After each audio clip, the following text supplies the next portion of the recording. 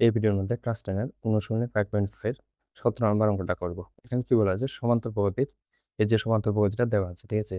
এটা শেষ পদ থেকে শুরু করে, মানে 253 থেকে শুরু করে 20তম পদ নির্ণয় করো।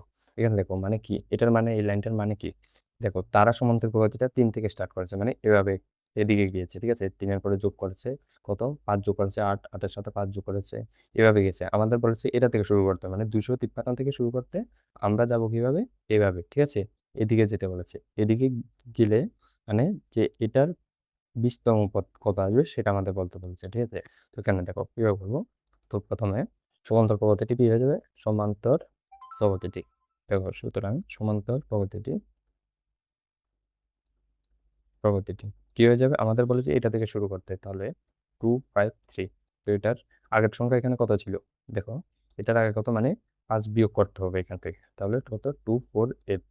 এটি তো ছিল না এটার, কারণ এখানে 248 ছিল, এরপরে এটার সাথে 5 যোগ করেছে আর এটা এসেছে, দেখো 48 সাথে যাতে 2 4 এটার সাথে যদি আমরা 5 যোগ করি, আর 5 13 3 হাতে আছে 1 4 1 5 2, মানে 253 কিভাবে এসেছে, এই 248 এর সাথে তারা 5 যোগ করেছে, এটা এসেছে। আমাদের বলেছে এটা থেকে রিভার্স এদিকে যেতে বলেছে, তো এটা প্রথম পদ, এরপরে এটা, এরপরে আরো থাকবে, লাস্ট পদ কত হবে, 3, ঠিক আছে?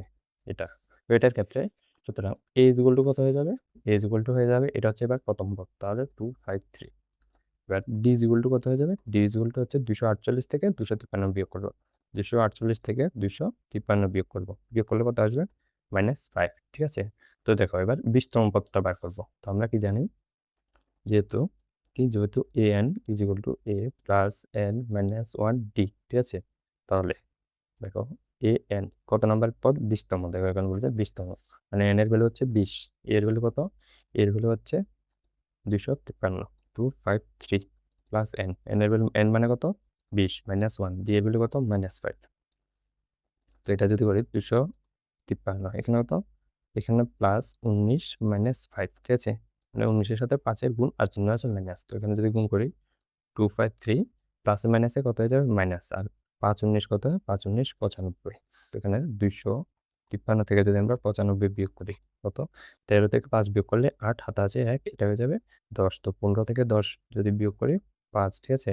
এখানে 1 হয়ে যাবে 158, আর চিহ্ন হবে, চিহ্ন হবে প্লাস, কারণ বড় সংখ্যা চিহ্ন প্লাস, তাহলে এটার উত্তর কত আসবে, 158, এটাই অ্যান্সার হয়ে যাবে, ঠিক আছে?